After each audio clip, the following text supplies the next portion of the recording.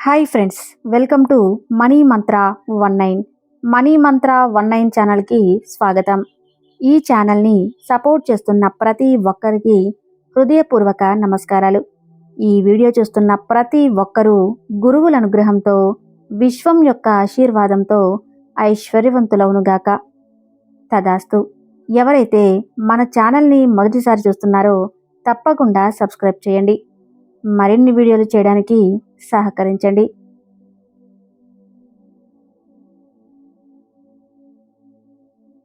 తుది ఫలితాలను ఊహించగలం. ఈ శక్తి ద్వారా ఎలాంటి పరిస్థితులపైన కానీ స్థితులపైనైనా కానీ నియంత్రణ సాధించగలుగుతారు. ఏదైనా కోరికను, ఆశలను, ఆలోచనను నెరవేర్చుకోవాలని ఆశించినట్లయితే అది నెరవేరినట్లు మీ మనసులో మనోచిత్రాన్ని చిత్రించుకోండి. ఆ కోరికను వాస్తవంలో అనుభవిస్తున్నట్లు స్థిరంగా నిరంతరం భావించండి. ఈ విధంగా వాస్తవంలో నిజమయ్యేటట్లు దాన్ని నిర్బంధించగలుగుతారు. మీరు నిజమని భావించేది మీ మనసు మరో పరిమాణంలో అప్పటికే ఉంటున్న అదే మీ ఆదర్శం పట్ల అంచలంచల విశ్వాసం కలిగి ఉన్నట్లయితే అది ఒకనాటికి వాస్తవమో వస్తుగతంగా జరిగి తీరుతుంది. మీరు మనసులో గాఢంగా ముద్రించుకున్నది దాని మీలోనే మహావాస్తు శిల్పి దృఢమైన తెర మీదకు తీసుకువస్తాడు. విశ్వం ఎల్లప్పుడూ తన తలపెట్టిన పనులు విజయవంతంగా ఉంటాయి. మనిషి జీవించడానికి కావలసిన సాధన సంపత్తితో సమకూర్చబడి ఉన్నాడు. ఎందుకంటే విశ్వం లోపలే మనలోనే ఉంది.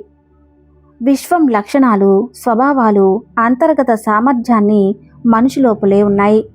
మీరు జయించడానికి, అవరోధాలన్నీ అధిగమించి విజయం సాధించడానికి మీ మేధస్సు, వివేకం, శక్తి మీ నుంచి విడుదల చేయబడి మిమ్మల్ని సకల కష్టాల నుంచి గట్టెక్కేలా చేయడానికి కాచుకొని ఉన్న చాలా మంచి విజయం అనే రూపాన్ని, విజయం నమ్మకం కుదిరినంత వరకు మళ్ళీ మళ్ళీ ప్రశాంతంగా రోజు అనేకసార్లు ఉపయోగించుకుంటూ ఉంటారు. విజయ భావంలోనే విజయానికి కావాల్సిన అత్యంత ముఖ్యమైన అంశాలు ఉన్నాయన్న విషయాన్ని జ్ఞాపకం ఉంచుకోండి. ఒక వ్యక్తి విశ్వాసంతో, దృఢమైన నమ్మకంతో విజయం అనే పదాన్ని పదే పదే చెప్పడం వల్ల అతను సుప్త చేతనాత్మక మనసు దానిని యాదృచ్ఛికంగా కనిపిస్తుంది.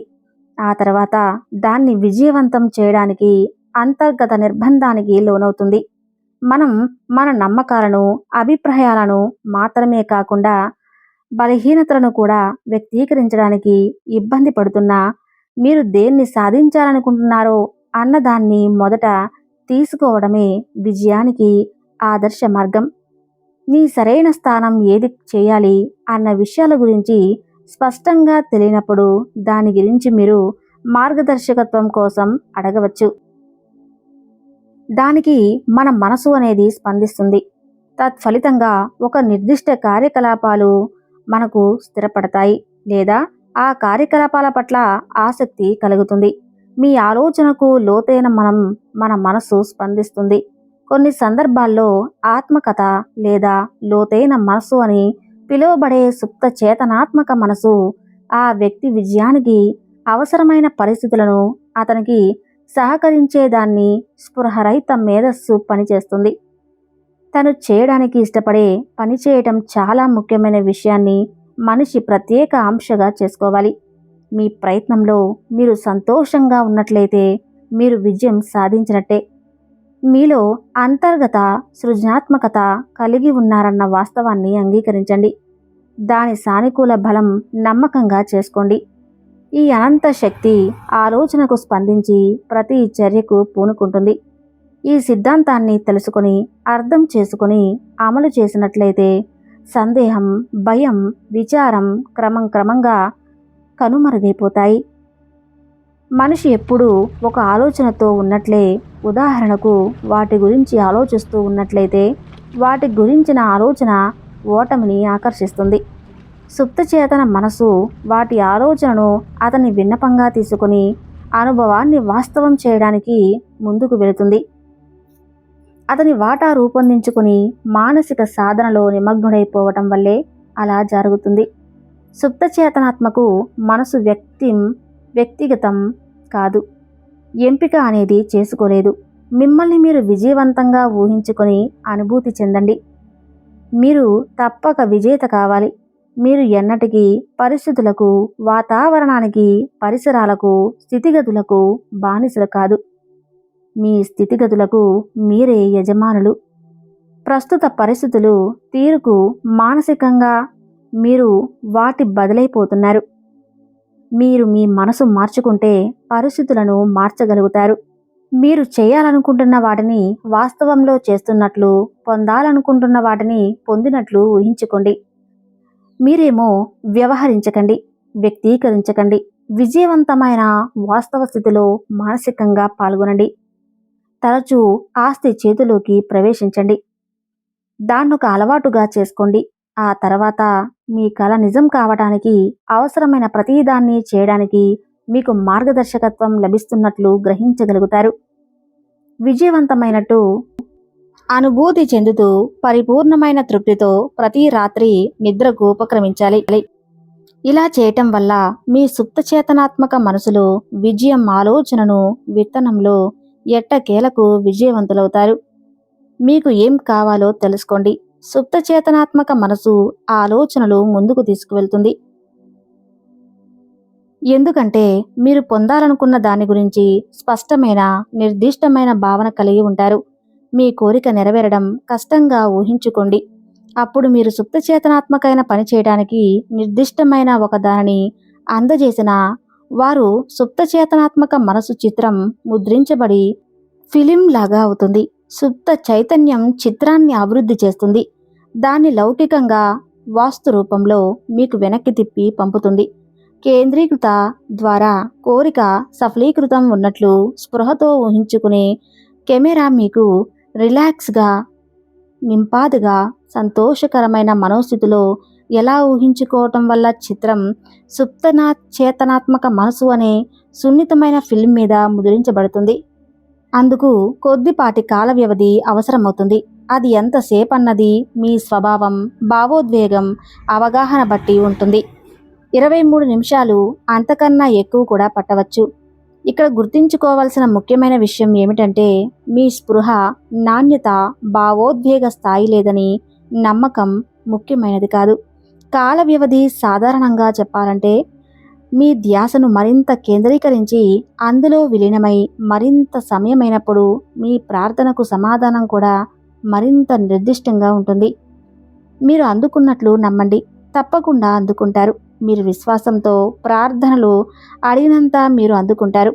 నమ్మకం అంటే ఒక్కదాన్నే నిజమని అంగీకరించడం. అది గాని ఆ స్థితిలోనే జీవించడం. మీ మనోస్థితిని పదిలంగా కొనసాగించినప్పుడు ఫలితం పొందుతారు. ప్రార్థన ఆనందాన్ని అనుభవించగలుగుతారు. ఒక్కో విధమైన సామాన్య గుణాలు కలిగినవే పరస్పరం ఆకర్షించుకుంటాయి. మీ ఆలోచనలను, భావోద్వేగాలను, విశ్వాసాలను, అంతర్గత సంభాషణను మళ్ళీ మీకే ప్రతిబింబించే అర్థమే ప్రపంచం. దుష్ట శక్తులకు వ్యతిరేకంగా పనిచేస్తున్నట్లు అనుకోవడం ఆరంభించినట్లయితే, లేదా ఏవో దుష్టశక్తులు ఉన్నాయి, వెంటాడుతున్నాయి అనుకున్నట్లయితే, లేదా మీకు వ్యతిరేకంగా ఇతర శక్తులు, మనుషులే పనిచేస్తున్నారని ఆలోచించినట్లయితే, వాటికి తగ్గట్టుగానే మీలో లోపల మనసు ప్రతిబింబించి మీ మనసులోని ప్రతికూల చిత్రాలతో, భయాలతో చేతులు కలుపుతాయి. పర్యావసానంగా ప్రతిదీ మీకు వ్యతిరేకంగా ఉన్నట్లు, నక్షత్రాలు సైతం ఇక ప్రతికూలంగా ఉన్నట్లు చెప్పడం ప్రారంభిస్తారు. ఈ స్థితిలో మీరు మీ కర్మను గత జన్మలో లేదా ఏదో భూతం కూడా నిర్ణయించవచ్చు. నిజానికి ఉన్న ఏకైక పాపం అజ్ఞానం, బాధ, శిక్ష కాదు. అది మీ అంతర్గత శక్తిని దురుపయోగం చేసుకున్న దాని పర్యవసారం. ఏకైక ఆధ్యాత్మిక శక్తి అన్న సత్యాన్ని గుర్తించి తెలుసుకోవడానికి ఏకైక సత్యం చేసి తిరగండి. అది మీ మనసులోని ఆలోచనను ప్రతిబింబం ద్వారా పనిచేస్తుంది. సమస్యలు, విసుగు, విరక్తి భావాలు, ఘర్షణలో బాధలు మొదలైనవన్నీ కూడా వాస్తవానికి మనిషి భయం. మనిషి కేంద్ర బిందువుకు తిరిగి రావాలి. లోపల ఉన్న దేవుడు సమక్షానికి తిరిగి రావాలి. సర్వజీవ సిద్ధాంతం యొక్క సార్వభౌమత్యాన్ని, అధికారాన్ని రంగరించి దివ్య మార్గదర్శకత్వం, శక్తి, పుష్టి, శాంతి కోసం చేతులు చాచి అండి. దానికి తగ్గట్లు ఆ శక్తి స్పందిస్తుంది. ఒక భావాన్ని లేదా మానసిక అభిరుచిని మీరు సరిగ్గా సానుకూలంగా మీలోని సుప్త చేతనాత్మకమైన ఫోర్స్కి తెలియజేయండి. ఇది ఎలాగో ఇప్పుడు చూద్దాం. మనిషి చేతనాత్మకం మనసు వ్యక్తిగతమైనది. ఎంపిక చేసుకునేది. అది ఒక విషయాన్ని విచారణ జరిపి ఎన్నుకొని బేరేజు వేసి విశ్లేషించి చిన్న చిన్న ముక్కలు చేస్తుంది. ఆగమన నిగమన తర్కం దానికి చేతనవుతుంది. ఆత్మగతమైన లేదా సుప్త చేతనాత్మకమైన మనసు చేతనాత్మకమైన మనసుకు లోబడి ఉంటుంది. దాన్ని చేతనాత్మక మనసుకు సేవకుడు అని కూడా చెప్పవచ్చు. చేతనాత్మక మనసు ఆజ్ఞలను సుప్తనాత్మక చేత మనసు పాటిస్తుంది. ఆలోచన శక్తి ఉంది. మీకు పరిచయం ఉన్న శక్తి ఆలోచన. మీ ఆలోచన వెనక మనసు ఉంది. అదే ఆత్మ లేదా దేవుడు కేంద్రీకృతం చేయబడింది. నిర్దేశించబడిన ఆలోచనలు ఆత్మహత్య స్థాయిలో చేరుతాయి. వాటికి ఒక నిర్దిష్ట స్థాయి తీవ్రత ఉండాలి. ఏకాగ్రత ద్వారా తీవ్రతకు అర్థం పడుతుంది. ఏకాగ్రతతో కేంద్రీకరించడం అంటే కేంద్రానికి తిరిగి వచ్చి మీలోపు మందహాసంతో వ్యాపించి ఉన్న అనంత శక్తిని ధ్యానించడం. సక్రమంగా ఏకాగ్రత సాధించడానికి మీ మనోచర్యలు తిరగకుండా ఆపి నిలకడ చేసి ప్రశాంతమైన సడలి నా మానసిక స్థితిలోకి ప్రవేశించాలి.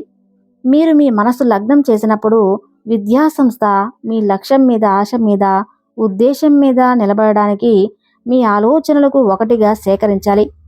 ఇలా మీ మనసుపై పట్టు సాధిస్తే ఖచ్చితంగా మీరు అనుకున్నది సాధించవచ్చు.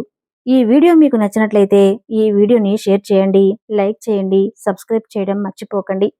Thank you universe.